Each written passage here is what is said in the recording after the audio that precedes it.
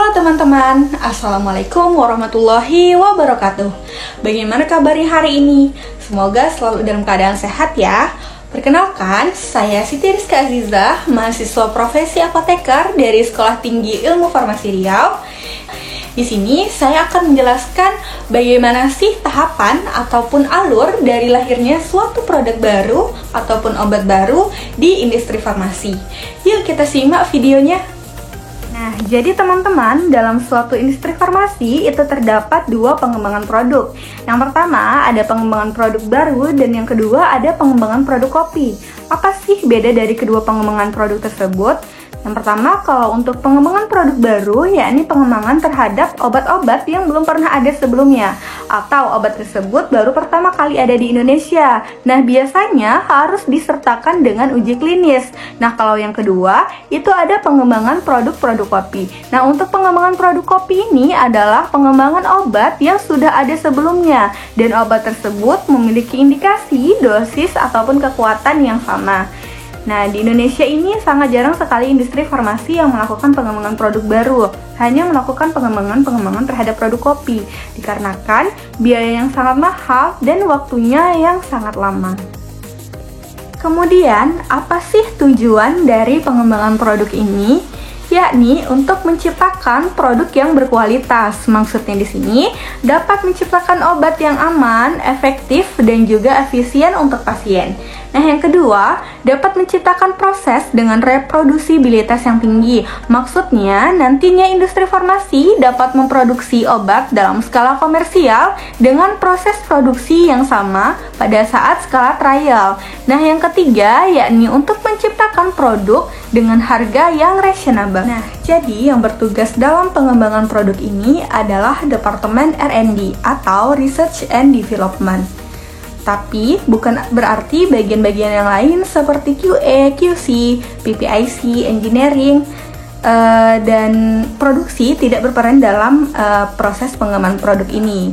Mereka juga berperan, tetapi yang memiliki peran utama adalah Departemen R&D. Jadi teman-teman, dalam tahapan pengembangan produk itu ada 5 tahapan. Yang pertama adalah tahapan feasibility study. Kemudian yang kedua itu ada tahapan studi pustaka dan juga preformulasi. Yang ketiga ada pengembangan formulasi. Yang keempat ada tahapan registrasi, dan yang terakhir yakni scale up commercial batch ataupun pembuatan dalam skala komersial. Nah, kita masuk ke dalam tahapan yang pertama, yakni tahapan feasibility study. Nah, pada tahapan ini kita dapat menentukan nantinya apakah pengembangan produk ini dapat dilanjutkan atau tidak. Kita dapat melihat dari beberapa aspek. Yang pertama, kita bisa melihat dari aspek bisnis, kemudian aspek legal, kemudian kita bisa dilihat dari desain produknya, kemudian aspek teknis, dan yang terakhir yakni ketersediaan bahan bakunya. Nah, pada aspek bisnis itu kita dapat melihat bagaimana produk kita apakah nantinya dapat survive di pasaran, kemudian bagaimana pertumbuhan perkembangan produk nantinya, kemudian siapa target sales kita, bagaimana target keuntungan ataupun margin, serta juga tanggal target launching. Kemudian kita juga memikirkan bagaimana produk kita ini bisa memiliki posisi yang baik dengan produk-produk yang sudah ada sebelumnya. Nah, yang kedua, kita kaji dari aspek legalnya. Nah, aspek legal di sini kita dapat mengkaji hak paten dari pengembangan produk yang akan kita buat. Baik hak paten dari zat aktif, kemudian dari warna kemasan, desain kemasan, nama dagang, dan sebagainya. Kemudian selain hak paten, kita dapat juga melihat regulasi-regulasi yang berlaku untuk pembuatan obat ataupun pengembangan obat-obat baru. Nah, kemudian kita kaji juga yang ketiga dari desain produknya. Nah, desain produk di sini bentuk sediaan apa yang nantinya akan kita buat, kemudian komposisinya apa, kemudian dosisnya berapa, serta deskripsi dari produk yang akan kita buat, mulai dari bentuk, warna, rasa, bau, dan sebagainya. Dan juga kita membuat desain kemasan produk, baik dari kemasan primer, sekunder, dan tersiernya. Yang ketiga, kita dapat mengkaji dari aspek teknis. Pada aspek ini, kita melihat apakah industri farmasi kita mampu memproduksi produk yang akan kita kembangkan ini. Bisa kita lihat dari penerapan, mesin, kemudian sarana prasarana lainnya. Selain itu, yang terakhir kita juga kaji dari aspek ketersediaan bahan baku. Nah, ketersediaan bahan baku di sini kita harus minimal memiliki 3 source atau pemasok untuk bahan bakunya yang sudah tersertifikasi oleh FDA ataupun WHO. Dan bahan-bahan yang digunakan itu harus memiliki COA atau Certificate of Analysis, kemudian SFF, DNF, serta dokumen-dokumen lain yang diperlukan. Selanjutnya kita masuk ke tahapan yang kedua, yakni tahapan studi pustaka dan preformulasi. Nah, pada tahapan ini kita harus mengenali bagaimana sifat fisika kimia ataupun syarat khusus dari bahan aktif ataupun bahan tambahan yang kita gunakan. Nah, nantinya kita akan mengetahui apakah ada treatment khusus dari produk kita ini, dan juga kita akan mengetahui metode analisis apa yang tepat yang digunakan untuk produk ini. Semakin kita mengenali dari sifat zat aktif ataupun bahan tambahan, itu akan meminimalisir terjadinya kegagalan pada saat proses produksi nantinya. Jadi output dari studi pustaka dan preformulasi ini nantinya adalah perkiraan spesifikasi produk, kemudian rancangan formula, ada rancangan metode analisis, serta rancangan proses produksi yang tepat untuk produk kita nantinya. Nah, kemudian kita masuk ke tahapan yang ketiga, yakni pengembangan formulasi.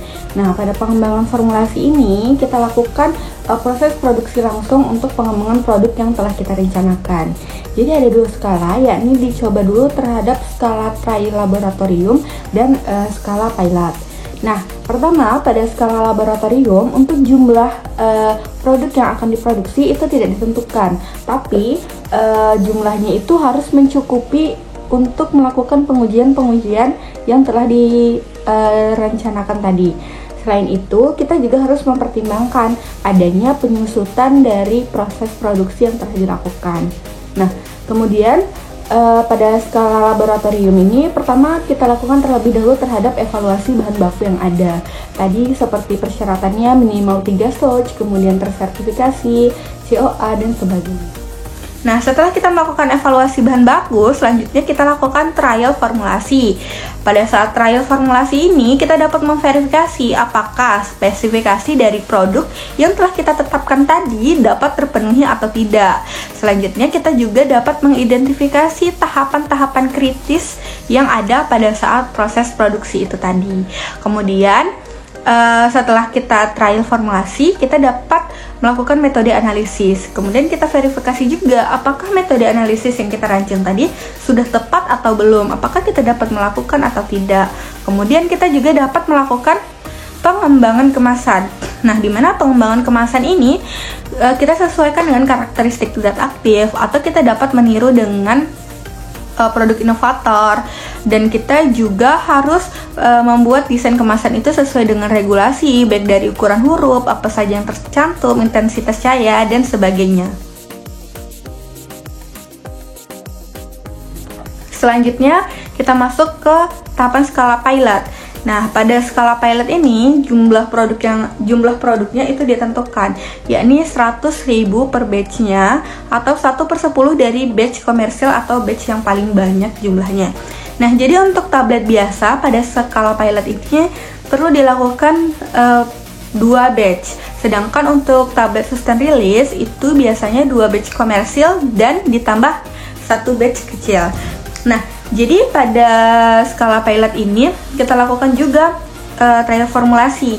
Nah, pada trial skala pilot ini kita dapat memantapkan bagaimana proses produksinya pada saat skala komersil. Selanjutnya, kita juga dapat menentukan identifikasi dari tahapan-tahapan kritis, dan kita dapat melakukan manufacturing control. Nah, selanjutnya kita juga melakukan metode analisis dan memvalidasi metode analisis yang telah kita tetapkan. Nah, selanjutnya kita lakukan uji stabilitas dari produk komersil ini. Nah, uji stabilitas ini biasanya berdasarkan climatic zone. Nah, di mana Indonesia sendiri berada di zona 4, maka untuk uji stabilitasnya disesuaikan dengan lingkungan dan kondisi dari zona 4 sendiri. Nah, pada stabilitas uji stabilitas ini kita juga dapat melakukan pemantapan dari spesifikasi bahan, produk, dan juga dari source bahan bakunya, sama seperti skala pilot tadi. Nah, kemudian setelah dilakukan uji stabilitas, maka produk-produk tadi juga dilakukan persiapan untuk uji bioekuivalensi, di mana uji bioekuivalensi ini nanti dapat digunakan untuk persyaratan registrasi untuk mendapatkan NIE dari produk, sehingga produk yang dihasilkan setelah kita berhasil melakukan skala pilot dan juga skala laboratorium, kita masuk ke tahapan registrasi obatnya. Nah, jadi untuk langkah-langkah registrasi obat, pertama kita menyusun terlebih dahulu dokumen pra-registrasi dan juga mencantumkan uji protokol dari bioekuivalensi produk kita. Nah, kemudian kita mengajukan dokumen pra-registrasi tersebut ke BPOM. Kemudian kita menunggu verifikasi apakah memerlukan tambahan data atau tidak. Jika perlu, kita penuhi tambahan data yang diperlukan. Selanjutnya, jika sudah mendapatkan ACC, maka kita akan menerima hasil pra-registrasi dari BPOM. Nah, di mana hasil pra-registrasi tersebut menjadi persyaratan untuk melakukan uji bioekuivalensi. Kemudian dilakukan uji bioekuivalensi. Nah, setelah mendapatkan hasil uji bioekuivalensi dan memenuhi syarat, maka dilanjutkan untuk pengajuan dokumen registrasi ke BPOM. Nah, dalam mengajukan dokumen registrasi ke BPOM, kita juga harus menunggu hasil verifikasi dari BPOM. Kita lihat apakah data kita sudah lengkap atau harus memerlukan tambahan data. Jika memerlukan, kita penuhi terlebih dahulu data yang diperlukan. Selanjutnya kita menunggu ACC dari BPOM. Jika data kita sudah lengkap dan sudah memenuhi persyaratan, maka kita akan mendapatkan nomor registrasi obat berupa NIE atau nomor izin edar obat. Nah, yang terakhir yakni scale up commercial batch. Nah, di sini adalah tahapan terakhir di mana kita sudah dapat memproduksi pengembangan produk kita tadi dalam skala komersial karena kita sudah mendapatkan NIE dan dapat dipasarkan.